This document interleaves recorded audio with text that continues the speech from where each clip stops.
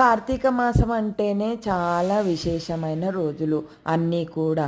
ఇంకా పౌర్ణమి అంటే అందరూ కూడా ఇంకా ఎక్కువగా దీపాలు పెట్టుకొని ఈరోజు 365 ఒత్తులు పెట్టుకొని ఉపవాసాలు ఉంటారు సాయంత్రం వరకు.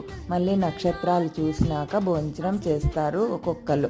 పౌర్ణమి నోములు ఉన్న వాళ్ళైతే ఈరోజు భోంచేయరు, దోశలు వేసుకొని తింటారు.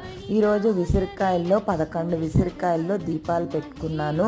ఇంకా కమలం ఒత్తి, బిల్వదళం ఒత్తి నిత్య దీపారాధన కూడా చేసుకున్నాను. బయట తులసమ్మ వారు బిల్వదళం చెట్టు, విసిరి చెట్టు ఉన్నాయి, కొత్తగా తెచ్చుకున్నాను కదా, అక్కడ 365 ఒత్తులు అయితే పెట్టుకున్నాను నేను.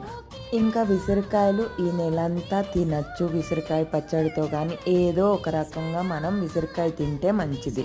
ఇంకా విసిరికాయలు ఈరోజు పౌర్ణమి రోజు తల మీద పెట్టుకొని స్నానం చేయాలి అని అంటారు. మీ ఎవరికైనా తెలుసా?